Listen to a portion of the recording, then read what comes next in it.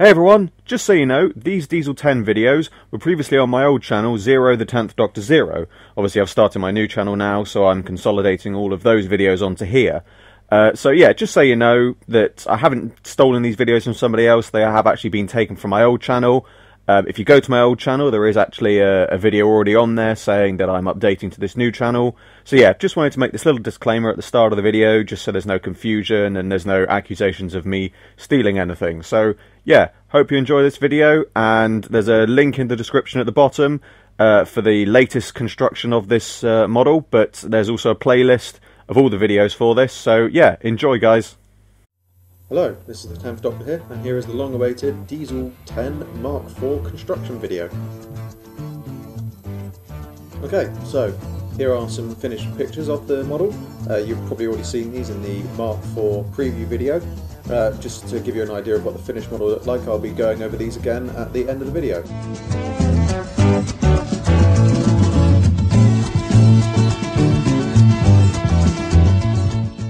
Okay, to start with then, I've got a Trackmaster Diesel 10. I bought the older version, which has his Thomas and the Magic Railroad face, not the newer CGI face, as I know this is a common debate amongst fans which is the more popular one. I am definitely on the side of fans that believe his older Thomas and the Magic Railroad evil face is the much better one. So now I've removed the face from the body, just used a hacksaw to do this, a little mini hacksaw. I did scratch the face a little bit, but through the magic of acrylic paint and a marker pen you'll soon see that this clears up a lot better in the video. My intention being to make Diesel 10 as accurate as his screen counterpart. The model originally was way too long and it didn't look like the what I call the single vented version of Diesel 10, so to rectify this I simply cut the model in half. However, as you can see, they don't quite fit together very well, but as you'll see later on in the video I have managed to rectify this as well. Now as you can see, Diesel 10's face was a little bit too wide for the body, so it's a simple matter of just trimming it down. To do this I simply made a mark on either side of the face. Unfortunately I cut down a little bit too much, so if you are going to do this yourself I would recommend trimming it off slowly, little bit by little bit. But as you can see in this next photo, it does fit on quite well actually, but because of the eyebrows being quite far apart on his face, it does make him still look like the face is a bit too big for the body. However, as you can see here, with that simple thing of acrylic paint and a marker pen, the face, no more scratches, and the eyebrows are a bit more closer in. This is just again using simple acrylic paint and a simple marker. It still doesn't quite fit onto the body very well though, and you can see why in this next photo. As you can see here, the front of the Diesel warship is still sticking out too far, so the simple method was to trim it down. You can see here now that the face of Diesel 10 is slightly indented into the front of the warship. However, you might also notice something strange has happened here. A mix of acrylic paint, glue and clay has caused the plastic body to dissolve. If you are making this model yourself, it's something that I recommend that you look out for if you decide to sculpt a face for yourself. To fill in the gaps around Diesel 10's face, I just used simple plastic art. It's available from most model shops. I like it, it's a lovely tool to work with. All you need to do is just give it time to dry. You just use simple model paint, but above all just take care when you're gluing it because it will stick to any other plastic surface.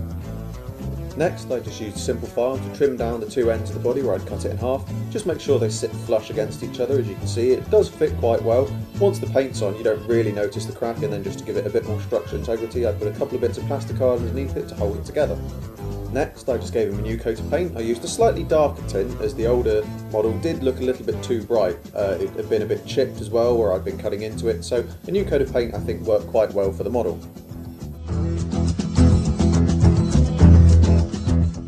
On my previous model, Pinchy's arm pivot was on top of the model. Now I wanted it to really be looking like it was as it should be in Thomas and the Magic Railroad, his on-screen appearance, and so I drilled holes in the top of the body and cut a hole to make sure that I could sit Pinchy inside. Also repainting the model, I decided to repaint the chevrons to give them a slightly darker tint, as I felt they were too bright on the original model and they stood out a little bit too much. Diesel 10's quite grimy, so I wanted him to have that slightly darker colour as he really had. Again, part of the purpose of rebuilding this model was to make it look more authentic and more like Diesel 10 as we know and loved him in Thomas and the Magic Railroad.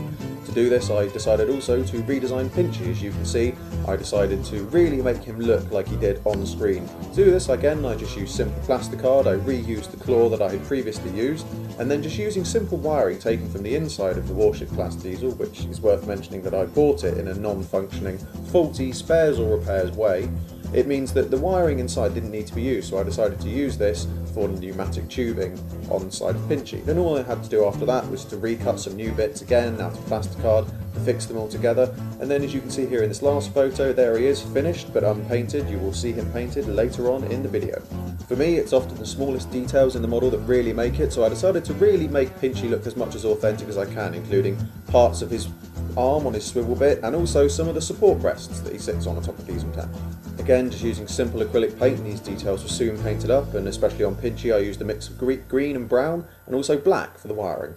Previously I painted on his front and rear lights, but again just using simple lollipop sticks cut into a small circle, I decided to add these on, and then as you'll see in the finished model they were soon painted and ready. And here we are with some nice detailed shots of the final finished model. I'm really pleased with how it's turned out. I really wanted to get him like he was in Thomas and the Magic Railroad, as I think that's really where Diesel 10 looked his best. I don't mind the newer CGI Diesel 10, but I just think the older classic one looks so much better, and it's been real fun making this model, and I really hope you've enjoyed watching these videos of how I've constructed it.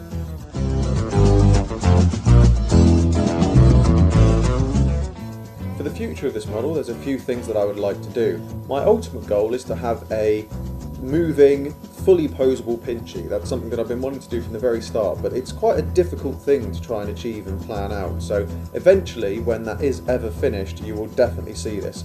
For now, I hope you've enjoyed looking at this model, watching this video, and should you construct one yourself, I'll be very happy to answer any questions you may have, or any help you in any way to build one.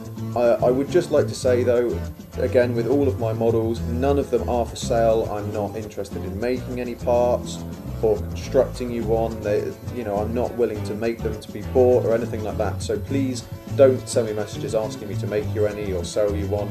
But if you have any questions about how it was made or anything that you'd like to know that I didn't address in this video, please drop me a comment or a message and I will do my best to help you out. Thank you very much. This is the 10th Doctor signing off. I hope you've enjoyed this video very much, and thank you.